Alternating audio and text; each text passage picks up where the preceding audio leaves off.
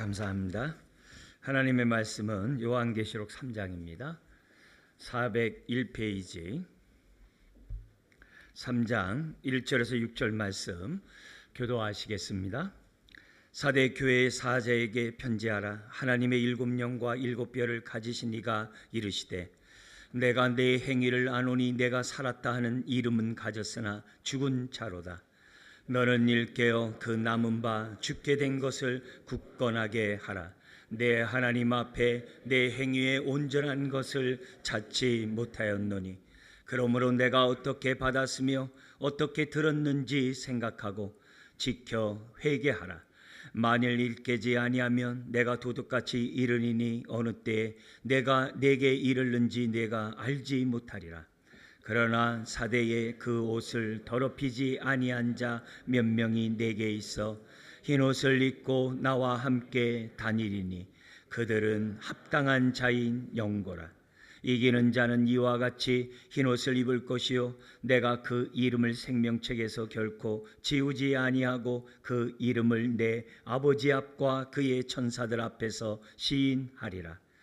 귀 있는 자는 성령이 교회들에게 하시는 말씀을 들을지어다. 아멘. 창립 27주년을 맞이해서 이처럼 하나님 앞에 예배할 수 있다는 자체가 하나님의 은혜가 아닐 수가 없습니다. 비록 부족하고 연약하지만 우리의 약함을 아시는 주님께서 성령님을 통해 우리를 갖다가 연약함을 도우시고 몸된 교회를 지금까지 이끌어 주신 줄 믿습니다. 여러분들이 받은 은혜와 사랑으로 교회를 섬겨주시고 또 지금까지 함께 해주심에 또 감사드립니다. 저는 27주년을 맞이해서 계시록에 있는 사대교회 말씀을 좀 나누기를 원합니다. 이 사대교회를 통해서 27주년을 맞이하는 저와 여러분들이 어떤 마음가짐으로 우리가 신앙생활하고 교회를 세워가야 하는지를 오늘의 말씀을 통해 교훈을 얻기를 원합니다. 이 사대교회는 지금의 튀르키예 서쪽에 7교회, 이제 성경에는 아시아라고 기록되어 있는데요. 아시아 7교회 중에 하나입니다. 은화와 금화를 세계 최초로 사용했던 이 도시가 바로 이 사대 도시고, 그 당시에 그 이제 리디아 왕국이라고 해가지고 굉장히 번성한 그러한 왕국의 수도 가운데 세운 이 교회가 이 사대 교회입니다. 자, 이 사대 교회에서 우리가 주목해야 될 것들이 오늘 27절 맞은 저와 여러분들에게 주목해야 될 말씀들이 있습니다. 그 가운데 첫 번째는 7교회 중에서 가장 혹독한 책망을 받은 교회가 바로 사대교회였다는 겁니다. 그러면 왜 27절을 맞이해서 가장 혹독한 책망을 들은 이 사대교회를 우리가 이 시간에 들어야 하는가? 왜냐하면 우리 교회가 사대교회처럼 되지 말라는 법이 없기 때문에 그래요. 이미 지금 전 세계에 지금 교회가 굉장히 어려움 가운데 처해 있다는 말을 듣습니다. 더구나 코로나 이후로 많은 교회가 회복하지 못하고 어려움 가운데 문을 닫은 교회들이 많이 있습니다. 저희 노예만 해도 코로나 때 예배드리지 못했던 교회가 아직도 예배드리지 못하는 교회들이 있는 것을 보게 됩니다.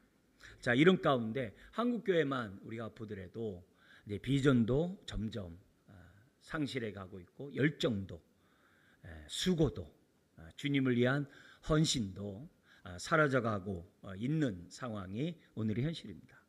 우리 흔히 말한 대로 이제 좋지 않은 의미에서 이제 늙어간다 이런 표현들을 한국 교회에 대해서 많이 하고 있습니다. 이제 이런 상황에서 오늘 우리가 27절 맞이하는 우리 교회가 이 말씀을 통해 우리가 정말 사라져버리는 또 있다가 없어져 버리는 그런 교회가 아니라 늘 깨어서 하나님의 기쁨이 되고 주의 뜻을 이루어가는 교회 또한 저와 여러분들이 되었으면 좋겠다는 마음에서 사대교회 말씀을 좀 나누고자 합니다. 여러분 7교회 중에 지금 요한계시록 2장 3장 7교회가 나오는데 이게 7교회는 완전 숫자를 생각하시면 됩니다. 7교회 가운데 칭찬을 들은 교회가 2교회밖에 없어요. 하나는 이제 서문화 교회인데요. 그 교회는 예수 믿는 것 때문에 환난을 당하고 예수 믿는 것 때문에 모든 것을 빼앗긴 궁핍한 교회였어요. 근데 궁핍한 교회임에도 불구하고 우리 주님의 평가는 실상은 내가 부유한 자라라고 하는 칭찬을 듣게 됩니다. 아무것도 없는데 영적으로 부유하다는 거죠. 믿음으로 부유하다는 것을 우리 주님이 칭찬합니다. 뿐만 아니라 이 빌라델피아 교회가 있습니다. 이 빌라델피아 교회는 적은 능력을 갖고 있는 교회예요. 근데 적은 능력을 갖고 있는 교회임에도 불구하고 핍박을 이겨요. 그리고 인내의 말씀을 지켜나가요. 말씀을 인내 가운데 지켜나가는 적은 능력을 가졌음에도 불구하고 칭찬을 받은 교회가 빌라델피아입니다. 그러나 이제 다른 5교회는 다 책망을 듣습니다. 물론 이제 칭찬과 함께 책망 듣는 그런 교회들도 있습니다만 5교회가 다 이제 책망을 받게 됩니다. 여러분이 익숙한 이제 에베소 교회 같은 경우에는 진리를 수호하기 위해서 교회가 말씀이 충만해요. 진리에 대한 그 지식이 온 교회가 무장이 잘 돼 있어요. 수고도 있고 열심도 있고 믿음도 있고 그래요. 근데 첫사랑을 잃어버렸다라고 책망을 듣습니다. 그러니까 하나님과의 관계를 소홀히 한 거죠. 겉으로 나타난 그 열정은 크지만 하나님과의 관계 속에서 깨어있지 못한 그 교회가 에베소 교회고 얼마든지 우리도 이룰 수 있다는 것을 기억해야 됩니다. 버가모 교회가 있습니다. 그들은 믿음이 있지만은 우상 숭배와 음행을 더불어 섬겼던 교회가 바로 버가모 교회였어요. 두아디라 교회도 마찬가지예요. 그들의 신앙은 이렇게 막 성장하는 것 같았어요. 교회는 막 자라가는 것 같았어요. 그들에게 주님에 대한 일과 사랑, 믿음, 이런 섬김, 인내 처음보다 더 많았어요. 성장은 있는데 성숙이 없었어요. 그래서 그 교회가 여전히 영적으로 혼탁하고 우상 숭배와 음행을 받아들이는 세상 풍조를 따랐던 교회가 두아디라, 버가모 교회였다는 거죠. 그러면서 라오디아 교회가 있습니다. 이 교회는 잘 사는 동네에 세워진 교회예요. 그렇지만 뜨뜻미지근한 교회예요. 차지도 않고 뜨겁지도 않고 열정이 상실한 그런 교회가 라오디아 교회예요. 그러면서 스스로 착각을 해요. 우린 부자다. 왜? 교회가 여러모로 부유하니까. 부자 동네 세운 교회니까 부유하다라고 착각을 하지만 우리 주님이 영적으로 가난한 자라고 책망을 듣습니다. 그리고 나머지 한 교회가 사대교회예요. 그런데 이 사대교회에 대한 책망은 오늘 1절 하반절에 있는 것처럼 내가 살았다는 이름은 가졌으나 죽은 자라. 다른 교회에 들었던 책망보다도 더 심각한 책망을 받았던 교회가 사대교회입니다. 여기 책망을 받았던 나머지 이 사대교회 외에 4교회도 깨어있지 않으면 그들 교회도 사대교회처럼 변할 수밖에 없어요. 아닌가 다르게 역사적으로 사라졌어요. 사대교회는 사람이 볼 때는 육신의 눈으로 볼 때는 살아있었어요. 예배가 있고요. 기본적인 어떤 교회로서의 구성이 그런 것들이 다 있었어요. 그러나 주님이 볼 때는 죽어 있었어요. 예배를 드리고 말씀을 듣고 선포 듣고 찬양을 부르고 봉사한다고 해서 주님이 보실 때 다 살아있는 것이 아니라는 거죠. 심지어는 행위 속에서 2절에 보면은 내 행위와 온전한 것을 찾아봐도 찾지 못했다 그래요. 그들의 삶의 행위에 믿음의 그런 모습들이 나타나지 않은 그 모습이에요. 겉으로 볼 때는 교회로서의 이름은 가졌지만 한마디로 성령과 무관한 교회였어요. 성령을 생각지도 않고 무관심하고 성령을 근심케 하고 성령을 소멸하는, 예수님 당시에 표현을 쓴다고 한다면 회칠한 무덤과 같은 서기관과 바리새인의 종교적인 열심만 있는, 겉으로 볼 때는 깨끗해 보이지만 속은 악하고, 그들의 옷은 4절에 보니까 더럽혀져 있는 죽은 자들, 영적으로 깊은 잠에 빠져 있는 교회가 사대교회입니다. 교회가 나이가 먹어갈 수 있겠죠. 그러나 겉사람 후패하고 속사람 날로 새롭다는 것처럼 신앙은 나이가 중요한 게 아니에요. 얼마나 받은 은혜와 사랑 가운데 날마다 새로운 피조물이 되느냐, 그게 중요해요. 젊다고 신앙이 젊은 게 아니에요. 늙었다고 신앙이 늙은 게 아닙니다. 자, 이런 책만 받는 그 사대교회 안에 4절을 보면 이런 사람이 있어요. 4절 한번 같이 읽겠습니다. 그러나 사대에 그 옷을 더럽히지 아니한 자 몇 명이 내게 있어 흰옷을 입고 나와 함께 다니리니 그들은 합당한 자인 영고라. 놀랍게도 그 옷을 더럽히지 아니고 흰옷을 입고 주님과 함께 다니는 몇 명의 성도가 있다는 거예요. 몇 명의 옷이 더럽혀지지 않은 사람이 있다는 얘기, 나머지는 다 더럽혀졌다는 거예요. 믿음이 있다고 하지만 행위에 온전한 것을 찾지 못하는 그런 교회 분위기 속에 그래도 행위가 온전한 사람이 있었다는 거예요. 여러분, 사람이 하루아침에 죽은 신앙으로 변화되는 게 아닙니다. 에베소 교회나 책망 들었던 교회가 하나님 말씀에 따라 깨어나지 않으면 사대교회처럼 됩니다. 사대교회처럼 됩니다.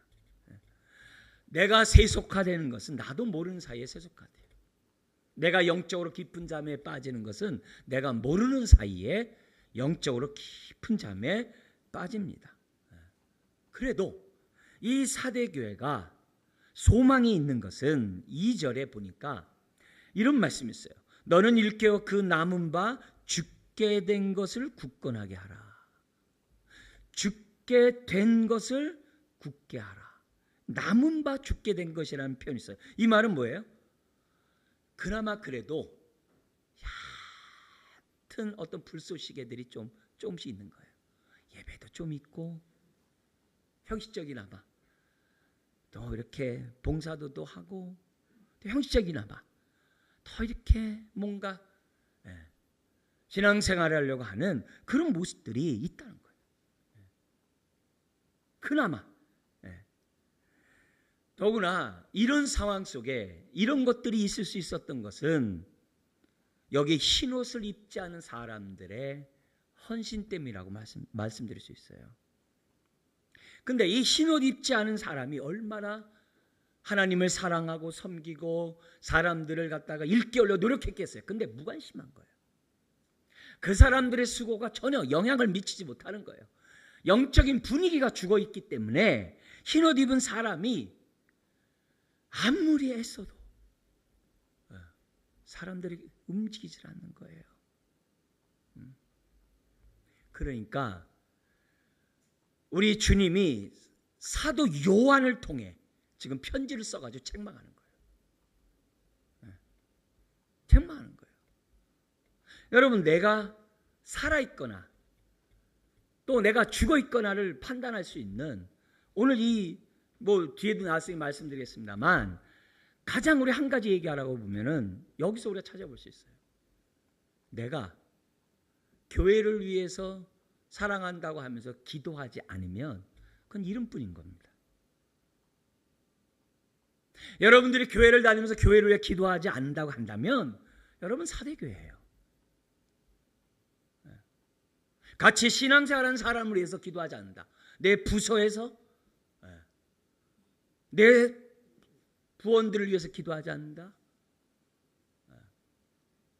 여러분, 목사가 싹군이냐 아니냐 분가하는 거 다른 걸 분가하는 게 아니야. 성도를 기도하니 안 하냐 그거 보면 딱 구분되는 거예요.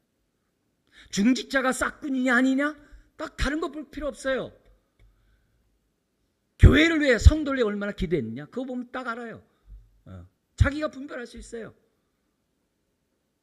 내가 어느 부서에 장이면서 내가 안 한다? 그건 이름뿐이에요. 나도 모르는 사이에 사대교회 같이 지금 변해가고 있다는 거예요. 여기 흰옷 입은 이 사람이 교회를 놓고 얼마나 울었겠어요. 얼마나 하나님 앞에 부르짖겠어요. 여러분, 사랑하는 자기 가족을 위해 부모들이, 믿음에 있는 사람들이 얼마나 기도합니까? 믿지 않는 가정을 위해서. 저희 교회에 특별히 부모들이 자녀의 신앙생활을 놓고 우는 부모들이 참 많아요. 참 많아요. 그나마 소망이 있겠죠. 아이들이, 자녀들이 믿음 안에 서지 않는 그 모습을 보면서 얼마나 우는지 몰라요. 얼마나 우는지 몰라요. 그게 살아있다는 증거예요. 내가 신앙생활 하든 말든 무관심하고. 여러분, 우리가 아무리 하나님 앞에서 뭐 한다 하더라도 그런 주님 보실 때 그 행위가 옳은 것을 찾아볼 수 없고 죽은 자라고 말할 수밖에 없다는 거죠. 사대교회는 다른 교회에 있는 환난도 없어요. 다른 교회에 있는 궁핍함도 없어요. 잘 살아요. 사대교회는 다른 교회에 있는 믿음의 역사나 사랑의 수고나 소망의 인내가 없어요. 왜요? 죽어 있는데 뭐하러 핍박을 합니까? 뭐하러 세상이 유혹합니까? 이미 똑같은데 자기네들과. 굳이 유혹할 일도 없어요. 이단이 판을 칠 필요도 없어요. 왜요? 성경 말씀 배우려는데 관심이 없어요. 뭐 관심이 있어야 뭐 이단들이 와가지고 판을 치죠. 자라가고자 하는 열망이 없어요. 왜요? 죽었는데. 죽었다고요. 라오디가 교회는 스스로 자기네들은 부자 동네에 있어가지고 부자라고 얘기하지만 주님부터 가난한 자라고 하는 그런 책망을 들었을 뿐이에요. 그런데 이 사대교회는 아예 죽었대요. 죽었대요. 그것뿐만이 아니에요. 기도뿐만이 아니라 교회가 죽어가고 있는 교회 특징이 여러 가지 있을 수 있는데, 요즘에 기독교 이런 신문 이런 데서 나온 앙케이트 조사 보니까 뭐가 있냐? 왜 교회를 안 나가냐고, 왜 교회를 떠났냐고. 그러니까 교회에서 자기가 너무 소외돼서 안 나간다는 그 대답이 제일 많더라고요. 무관심하고 자기네들끼리 하고. 여러분, 교회는 유기적인 그리스도의 몸에 교회예요. 남이 설 때 나도 서는 거예요. 내가 남을 섬길 때 나도 설 수 있는 거예요. 그게 교회예요. 여러분, 애엄마가 왜 위대하고 왜 성품이 이렇게 후덕한 인생으로 왜 변합니까? 자기만 알던 이 엄마가 애를 키우면서 끊임없이 섬기거든요. 끊임없이 우선순위가 돼서 애를 돌보거든요. 그런 순간에 자기가 자라가고 성숙하고 변하고 후덕한 인생이 되는 거예요. 섬기는 그것이 그 사람을 그렇게 만드는 거예요. 교회도 똑같아요. 혼자서 하나님과 관계만 온전히 한다? 사람은 혼자 설 수 없어요. 함께 서야 돼요. 함께 서야 돼요. 나 혼자 하나님 잘 섬기면 된다? 그렇지 않습니다. 자라갈 수가 없어요. 그런 의미에서 우리 교회가 사대 같은 교회가 되지 않으려면은 우리가 서로의 기도하는 것도 중요하지만은 서로 관심을 갖는 게 중요해요. 소외되는 사람이 없도록 만드는 게 중요해요. 여러분이 잘 아는 그런 일화가 있어요. 또 많이 들어보고 책도 보신 분들도 있습니다. 그 인도의 맨발의 전도자 선다싱이라는 분 계세요. 히말라야의 그런 성자라고 얘기하는데, 그분의 히말라야 그 산을 이렇게 넘어가는데, 그 동행과 같이 넘어가는데 앞에서 한 사람이 쓰러져서 죽어가는 노인을 발견해. 그래서 옆에 친구한테 얘기합니다. 동행자예요. 우리 같이 부축해서 가자고. 우리 같이 부축해 가면 저 산을 넘지 못하고 우리 다 얼어 죽습니다. 가지고 혼자 떠나버려요. 근데 선다싱 이분이 그 노인을 업고 그 힘든 산을 넘어가는 거예요. 근데 산을 넘어가는 그 와중에 앞에 보니까 사람이 쓰러져 있는 거예요. 그러니까 죽은 거예요. 자기와 함께 동행했던 그 사람이 얼어 죽은 거예요. 근데 자기는 더디지만 자기가 업고 산을 넘는 그 와중에 자기가 땀나고 그 무거운 그런 사람을 갖다가 그 늘어진 사람 업고 하는 게 쉬운 게 아니잖아요. 땀난 가운데 서로 그 온기로 살아남아서 그 산을 넘습니다.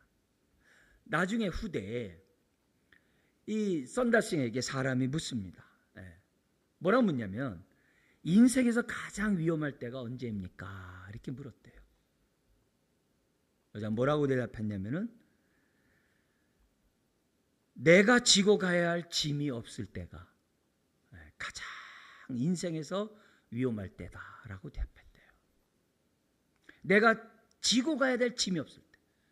여러분 우리 뭐 한쪽 편에 이런 예화입니다만 처자식을 위해서 열심히 살아가는 그 가장의 무게. 요즘은 이제 같이 다 부부가 수고하는 시대지만은 옛날에 그런 표현이 있잖아요.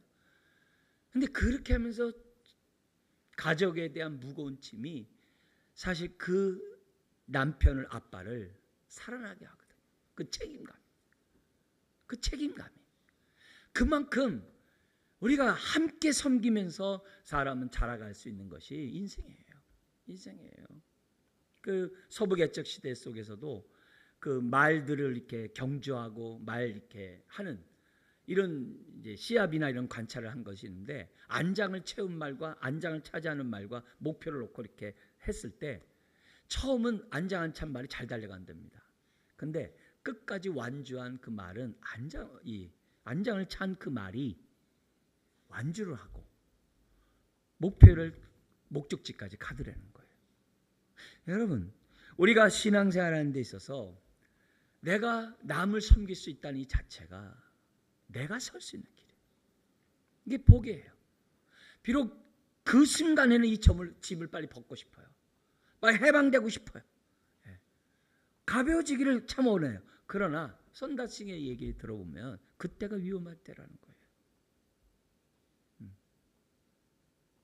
우리가 함께 수고할 때 함께 살아갈 수가 있습니다. 지체에게 무관심하면 점점 내가 죽어가고 있다는 사실을 체크하셔야 돼요.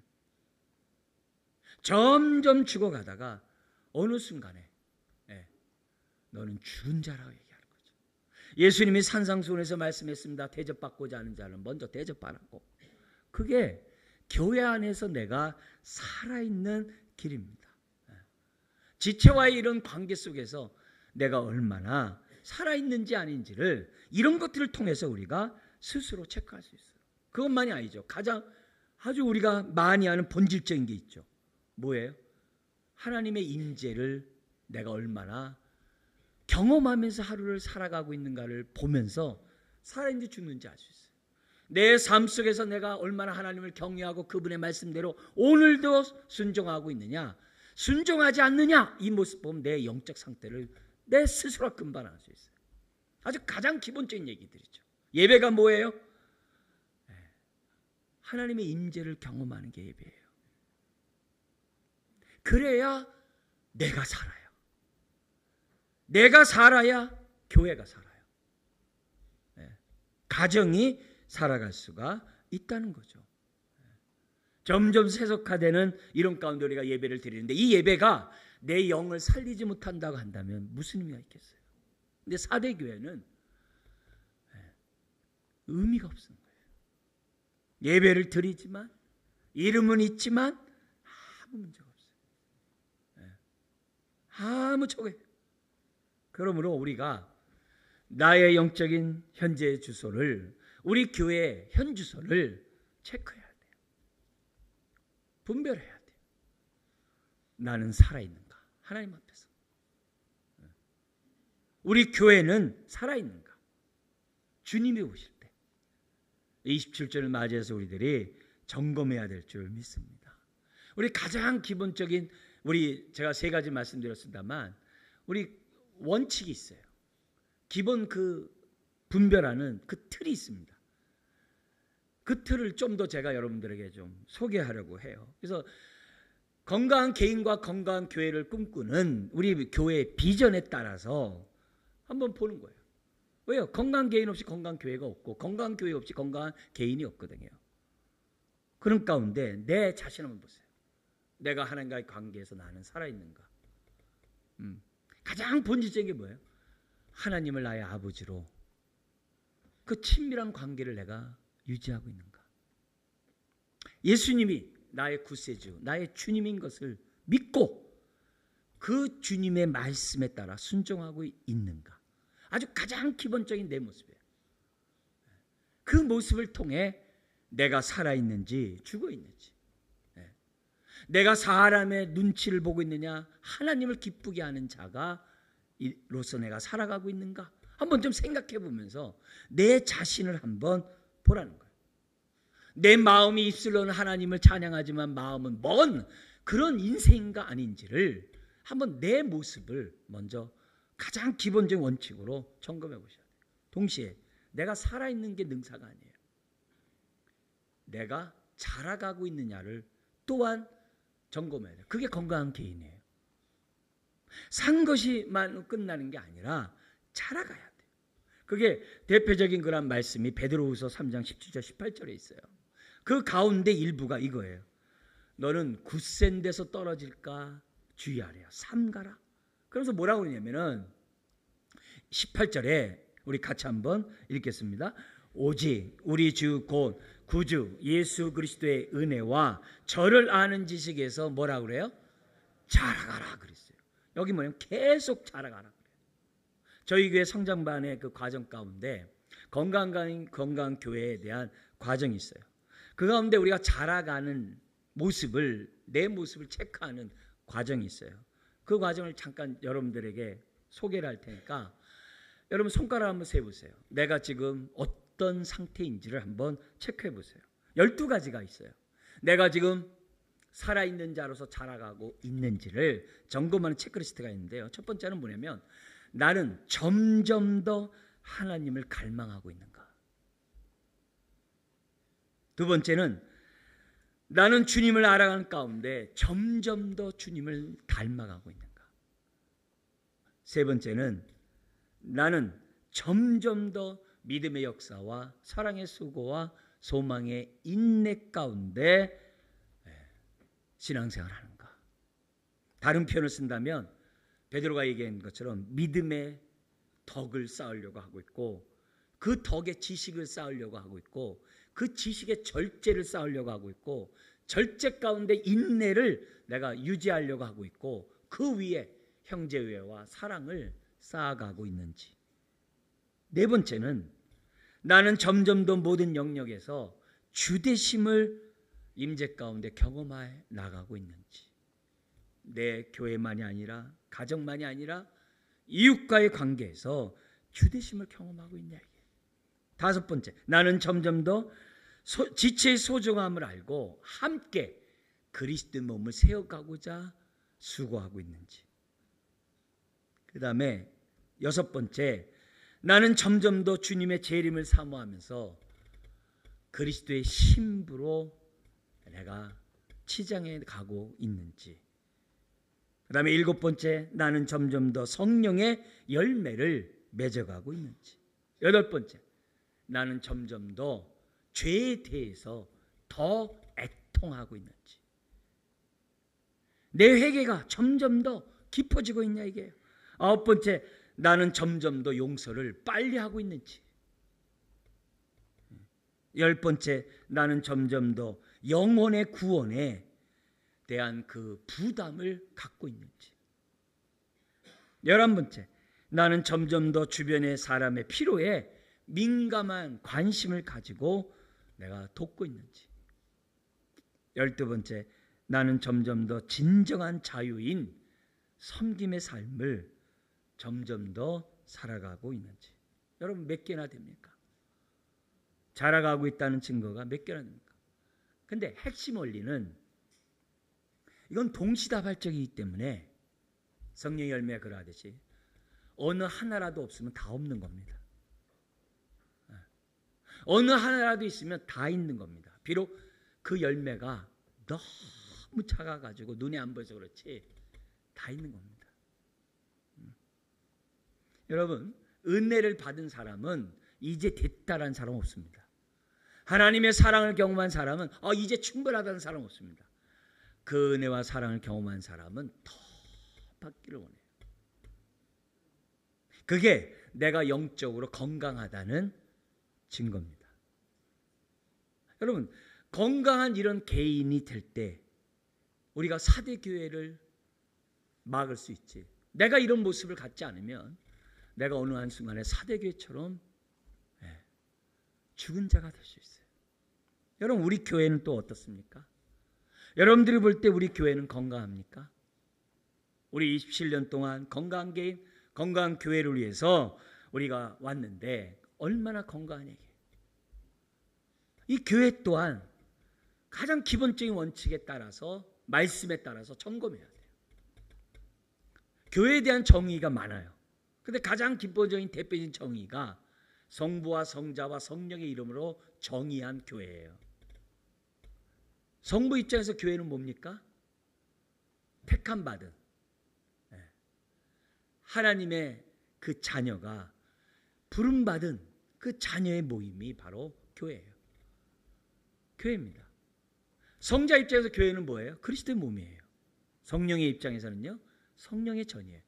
근데 교회에서는 성부 하나님의 부름받은 택함받은 백성의 모임이라고 정의할 때는 강조점들이 다 있어요. 그리스도의 몸이라고 했을 때는 거의 강조점이 있어요. 성령의 전이라고 했을 때는 거의 강조점이 있어요. 그 강조점이 서로 어우러져야 삼일체 그 공동체가 돼야 그게 건강한 교회예요. 어느 한 부분이만 있고 나머지 부분이 없으면 다 없는 거예요. 아주 있다 하더라도 지극히 작은 적었겠죠. 성부 하나님의 교회 입장의 강조가 뭐예요? 부름받았다라는 의식이에요. 왜요? 택함받은 자를 부르셨다는 이 의식이 있어야 보냄받은 자의 의식의 삶을 살아요. 강조점은 내가 부름받았다라고 하는 그 의식 속에 보냄받았다는 의식을 갖고 있느냐를 항상 체크해야 돼요. 우리 교회가 이것을 계속 강조하고 가르쳐야 돼요. 네. 저희 계단 내려오면서 수년 동안 우리는 부름받은 자요, 보냄을 받은 교회라는 그 글씨를 써붙여 놓고 계속 한 이유가 뭐예요?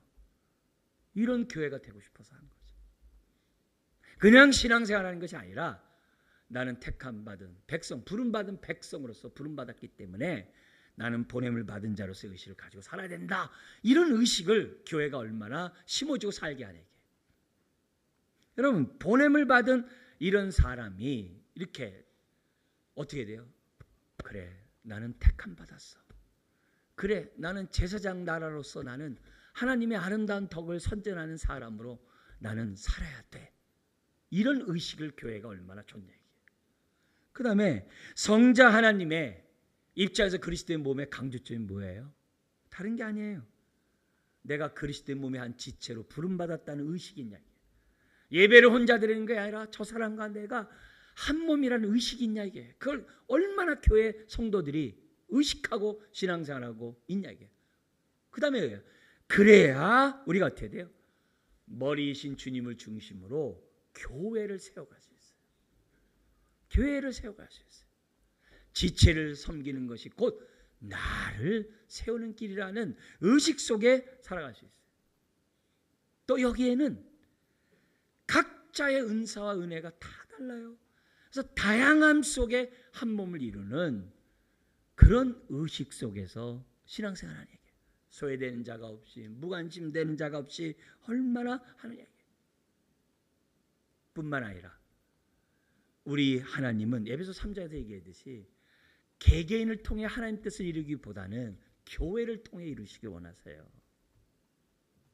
그게 종이 한 장 차이지만 인생의 방향성을 흘러놓습니다. 갈라놓습니다. 여러분 교회를 통해 주의 뜻을 이루려고 하고 있냐 이게. 그걸 얼마나 교육하고 있냐 이거죠. 세 번째가 성령의 전이에요. 강조점이 뭐예요? 생명의 능력을 강조하는 게 성령의 전이에요. 생명의 성령이거든요. 생명의 능력이 얼마나 교회에서 나타나냐. 거기에 자라감이 있어요. 거기에 자유함이 있어요. 거기에 기쁨이 따라오게 돼 있어요. 동시에 육체의 소욕을 따라 사는 것이 아니라 성령의 소욕에 따라 살아가는 삶을 얼마나 가르치고 있는지를 점검해 봐야 하는 거죠. 뿐만 아니라 부르심을 받은 성도는 다 은사와 직분이 포함되어 있어요. 내가 받은 은사와 직분으로 얼마나 내가 그리스도의 몸 앞에 세우고자 하고 있는지.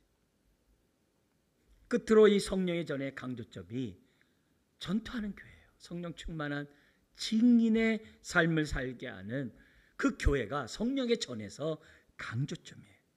여러분, 교회에 대한 평가는 어떻습니까? 지금 삼위일체 하나님을 얘기했는데 어느 하나도 없으면 다 없는 겁니다. 어느 하나가 있다면 다 있는 겁니다. 작아서 그렇지. 27절을 맞이해서 우리 교회가 건강한 교회, 건강한 개인이 이름뿐이고 실상은 아무 의미가 없다 그러면 그건 의미가 없는 거예요. 27절을 맞이해서 다시 한번 건강한 개인으로 건강한 교회로 서고자 우리가 다시 한번 다짐하는 이 시간이 돼야 될 줄 믿습니다. 이게 첫 번째 교훈이에요. 우리 마지막으로 두 번째 교훈을 우리가 살펴보면 뭐냐면은 1절에 있습니다. 같이 한번 1절 읽겠습니다. 사대 교회 사자에게 편지하라. 하나님의 7영과 7뼈를 가지신 이가 이르시되 내가 내 행위를 아노니 내가 살았다는 이름을 가졌으나 죽은 자로다. 두 번째 우리가 주목해야 될 말씀은 예수님이 하나님의 7영과 7뼈를 가졌다는 거예요. 7영은 성령을 말해요. 7뼈는 교회 사자를 말해요. 사자를 해서 저같이 개인 얘기하는 게 아니라 교회의 대표로서의 사자를 말하는 거예요. 그러니까 교회를 붙잡고 있다 이 말이에요. 그러니까 예수님 어떤 분이세요? 성령을 갖고 계신 분이고 예수님 어떤 분이세요? 교회를 붙잡고 계시는 분이에요. 근데 그분이 뭐 했다고 그래요? 1절에요? 이르시되. 할렐루야. 여러분, 이분이 말씀하셨다는 자체가 은혜예요. 왜요? 예수님의 말씀은 영이요 생명이라 그랬어요. 예수님이. 우리가 허물과 죄로 죽었던 우리가 생명의 말씀을 들음으로 영혼과 우리 영혼이 드디어 살아났어요. 허물과 죄로 죽었던 우리가 말씀을 통해 살아났어요. 그잖아요. 그분이 교회를 향해 말씀했다는 얘기는 소망이 있다는 얘기예요. 죽은 자를 살리신 예수님이 지금 뭐예요? 그 남은 바 죽게 된 것을 굳건히 하라. 죽어가는 사람을 살리는 건 아무것도 아니에요. 그 말씀을 지금 우리들에게 말씀하면서 27절을 맞이하는 저와 여러분들이 오늘 여기에 우리가 소망의 빛을 보셔야 돼요. 그렇다. 어떤 상황이라 할지라도 우리가 주의 말씀을 들으면 살아날 소망이 있다. 내 인생이, 내 가정이, 내 교회가 살아날 소망이 있다는 것을 1절을 통해 예수님이 우리들에게 말씀하고 있어요. 여러분, 교회는 그리스도의 몸이라 했어요. 그렇기 때문에 교회를 주님이 붙잡고 계세요. 우리 붙잡고 있다는 얘기가 여긴 가지고 있다고 했죠. 붙잡다고 하는 얘기가 어디 있어요? 2장 1절에 있어요. 계시록 2장 1절에 말씀을 보면 이렇게 돼 있어요. 에베소 교회 사자에게 편지하라. 오른손에 있는 7뼈를 붙잡고 이렇게 돼 있어요. 근데 그 7뼈를 붙잡다 7뼈이 뭐냐? 1장 20절에 보니까는 7뼈는 7교회의 사자요 그랬어요. 사자를 붙잡는 것이 교회를 붙잡는 거죠. 머리신 주님이 붙잡고 있다. 그래서 누구든지 빼앗아 갈 수 없어요. 그게 교회예요. 그게 저와 여러분이에요. 저와 여러분이에요. 그 교회를 붙잡고 있는 주님이 이 교회를 심폐소생하고 살리기 위해서 뭐라고 그래요? 7영을 지금 어떻게 돼요? 보내주신다. 그게 오늘 3장 1절이 주는 우리들의 말씀인 거예요. 7명을 왜 갖고 계세요? 주려고. 누구에게요? 자기 몸된 교회에게 줘서 죽은 자를 심폐소생시키고 연약한 자를 강하게 하고 잠자는 자를 깨우고 연약한 자를 일으켜 세우기 위해서 지금 어떻게 돼요? 성령을 부어주고 있다는 거예요. 성령을 주고 있다는 거예요. 여러분, 성령님이 왜 7명이라고 그래요? 계시록에서는 계속 7명이라고 그래요. 1장 4절이나 4장 5장 다 7명이라고 그래요. 왜 7명이라고 그래요? 다른 게 아니라 충만하다 이게. 충만하다 이게. 7은 완전 숫자예요. 충만하다 이게. 그리고 개개인이 각각 다르듯이 교회가 다 다르듯이 각 개인과 각 교회에 맞는 어떻게 돼요? 능력을 나타내신다고 해서 7명이에요. 이 사람에게는 지혜의 영을, 저 사람에게는 절제의 영을, 저 사람에게는 섬김의 영을, 저 사람에게는 가르침의 영을 다 각기 줘요. 은사가 성령에는 20가지가 넘거든요. 그 은사가 다 사람마다 다르고 교회마다 다 달라요. 근데 각 교회에 맞게 각 개인에게 맞게 성령님이 다방면으로 역사한다는 의미에서 7명이에요. 7명이에요. 근데 이 7명이라는 얘기는 여기만 있는 게 아니라 이미 구약에서 예언되어 있어요. 제가 읽어드리면 이사야 선지자가 메시아가 오면 그 메시아가 7명을 붙잡고 교회를 통해 역사한다는 예언이 있어요. 이사야 11장 1, 2절에 보면 이렇게 되어 있습니다. 이새의 줄기에서 한 싹이 나며 그 뿌리에서 한 가지가 나서 결실할 것이요. 메시아를 말하는 거예요. 그 다음 구절 보세요. 그 위에와 강림이란 단어를 생각하면서 우리 2절 읽겠습니다. 그의 위에 여호와의 영 곧 지혜와 총명의 영, 모략과 재능의 영, 지식과 여호와를 경외하는 영이 강림하시네. 여기 7개 영이 나오잖아요. 그럼 7개만 있는 게 그게 아니라 완전 숫자라 이게. 다른 데서는 성령님에 대한 호칭이 너무 많아요. 성부 하나님의 이름이 30가지가 넘듯이 성령 하나님도 똑같아요. 다른 데서도 양자의 영, 중보의 영, 급하고 강한 바람의 영, 세미한 너무 많은 성령의 역할이 있어요. 왜요? 사람이 각기각자거든. 교회가 각기각이에요. 근데 그런 모든 자들을 능히 살리시는 분이 예수 그리스도시라는 거예요. 오늘 그분이 27주년이 된 우리 교회를 붙잡고 계세요. 그리고 그분이 교회에 성령을 부어주고 계세요. 네. 여러분 사실 교회는 원래 성령의 전은 성령 충만한 곳이에요. 근데 사대교회처럼 성령에 무관심하고 성령에 따라 행하지 않고 성령을 근심시키고 성령을 소멸하는 죄악된 행동만 하니까 죽은 자가 된 거예요. 죽은 교회가 된 거예요. 우린 첫사랑 얘기 많이 해요.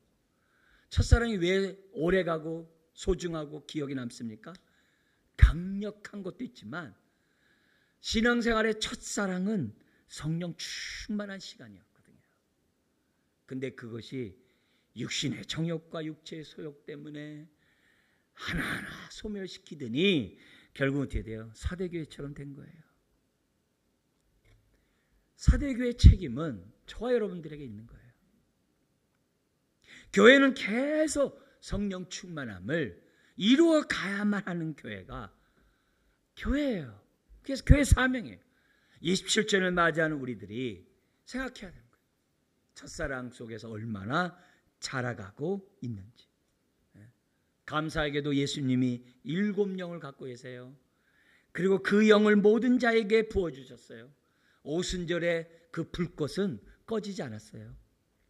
계속 불타고 있어요. 우리가 작년에 오순절 성령 강림절을 기념하면서 요한복음 14장서부터 성령님이 어떤 분인지를 설교했어요. 그래서 지금 사도행전까지 하고 있어요. 강조점이 뭐예요? 승천하시고 주님이 끝난 게 아니라 승천하셔서 우리를 위해서 기도할 뿐만이 아니라 뭐 하는 거예요? 지금도 성령을 부어주시는 예수님을 우리가 사도행전을 통해서 배우고 있는 거예요. 내가 성령 충만하지 않는 것은 나의 책임이에요. 우리의 책임이에요. 자, 그런데 우리 예수님께서 7영만 붙잡고 계시는 게 아니라 뭐 또 붙잡고 계세요? 7뼈를 가지세요. 붙잡고 계세요. 저와 같은 목회자를 통해서 성령 충만하도록 오늘도 말씀을 선포하고 역사하고 계시는 거예요. 근데 저 개인만이겠어요? 아니죠. 여러분 각자가 다 성령의 전이잖아요. 여러분 각자가 교회잖아요. 여러분이 솟아나는 샘물이 되어서 교회를 살아있는 교회로 만들 책임이 있어야 한다는 거예요. 그걸 우리들이 보여줘요. 그래서 죽은 교회 같은 이 사대교회에 흰옷 입었던 성도가 있었다고 한다면 저와 여러분 모두가 흰옷 입은 자로서 죽어서 흰옷이 아니라 이 땅에 살아있는 동안에서 흰옷 입고 다녀야 돼요. 흰옷을 어떻게 입는다고 그래요? 계시록 7장에 보면요, 보혈만이 우리 옷을 깨끗게 한대요. 우리가 영적으로 충만하지 않고 건강한 개인 건강한 교회를 이루지 않는 것에 놓고 탄식하고 회개하는 깨끗한 보혈로 깨끗함을 입은 자들이 흰옷 입는 거예요. 삶 속에서 하나님 보실 때 행위에 온전한 삶을 살고자 그렇게 회개하고 나아가는 자들이 깨끗한 옷을 입은 자라는 거예요. 그런 자가 지금 어떻게 돼요? 나를 살리고 교회를 살려요. 우리 교회를 살리는 그 처방이 뭡니까? 3절에 있어요. 같이 한번 읽겠습니다. 그러므로 내가 어떻게 받았으며 어떻게 들었는지 생각하고 지켜 회개하라. 이렇게 회개하라. 세 가지를 얘기해요. 첫 번째가 뭐예요? 무엇을 받았으며 무엇을 어떻게 받았으며 어떻게 들었는지 생각해요. 뭘 받았겠어요? 성령님을 어떻게 받았는지. 뭘 통해 받았겠어요? 말씀을 통해 받았겠죠. 여러분, 내가 하나님 앞에 첫사랑이 어떤 것인지, 그때 고백했던 그 고백이 뭔지, 그때 들었던 말씀이 뭔지를 한번 생각해 보세요. 뿐만 아니라 신앙생활하면서 내가 받은 은혜의 말씀들을 한번 생각해 보셔야 돼요. 그래서 무엇보다도 첫사랑의 말씀을 저와 여러분들이 생각하면서 내가 그 말씀, 그 깨달은 대로 살았는지를 보라는 거예요. 그리고 두 번째는 거기 지켜라고 돼 있어요. 이 지켜라는 이 말 자체는 계속 굳게 지키라 이 말이에요. 다른 말로 하면 원뜻이 보존하라는 뜻이에요. 이게 무슨 말이에요? 내가 들은 하나님 말씀대로 순종하면 그것이 말씀을 보존하는 일이에요. 순종하면 보존하는 일이에요. 보존한 그 말씀은 계속 힘을 발하게 돼 있어요.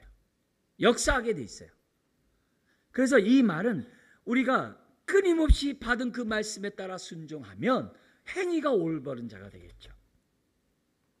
그렇게 하라는 거예요. 너희 행위가 올바르도록 하라는 거예요. 그리고 나서 세 번째가 뭐예요? 회개하래요. 여러분, 처음에 회개하는 것과 달리 세 번째 회개한 것은 다른 회개예요. 세 번째 회개는 다시 어떻게 돼요? 첫 번째 것을 온전케 해요. 뭐요? 내가 받고 들었던 말씀이 뭔지를 생각해요. 더 온전히. 그리고 더 온전히 순종하면서 지켜요. 그게 회개의 능력이에요. 그리고 나서 또 회개해요. 그러면 어떻게 돼요? 다시 첫 번째, 두 번째를 더 온전케 해요. 그래서 우리들에게 필요한 회개가 첫사랑 주님 받을 때 그 회개와 함께 뭐가 있어야 되냐면 오늘 이 시간에 4대 교회의 말씀을 통해 들었던 말씀을 가지고 회개를 해야 돼요. 그래야 소망이 있는 거예요. 그래야 깨어날 수 있어요. 그래야 건강한 개인, 건강한 교회를 세울 수 있어요. 27절을 맞이해서 오늘도 주님은 우리 교회에 7영을 부어주세요. 각자에게, 또 몸된 교회에게 받을 수 있는 마음밭이 돼야 돼요. 그거는 보혈로 깨끗하게 씻어진 자들이 받을 수 있어요. 나의 행위에 대해 회개한 자들이 받을 수가 있어요. 성령으로 시작했다가 육체를 맞추는 교회가 되지 않도록 우리는 다시 한번 결단해야 돼요. 성령으로 시작했다가 육체로 마치는 내 자신이 되지 않도록, 사대교회가 되지 않도록 하나님 앞에 기도하셔야 돼요. 그래서 점점 더 성령으로 행하는 개인 또한 교회가 될 수 있도록 우리 모두가 한 몸 되시기를 다시 한번 주의 이름으로 축원드립니다. 기도하겠습니다. 하나님 아버지, 27절을 맞아요. 우리를 한 몸으로 불러주시고 한 교회로 자라가게 하시니 감사합니다. 우리를 통하여 주의 뜻을 이루는 통로로 또한 사용하시니 감사합니다. 주여, 우리가 성령의 충만한 가운데 성령을 따라 살아가는 이 교회가 또한 개인이 되게 하여 주옵소서. 성령을 근심케 하거나 소멸시키는 그런 사대교회가 되지 않도록 도와주옵시고, 기쁨이 되는 서머나 교회, 빌라델비아 교회 같은 교회가 되게 하여 주옵소서. 믿사오며 예수님의 이름으로 기도드리옵나이다. 아멘.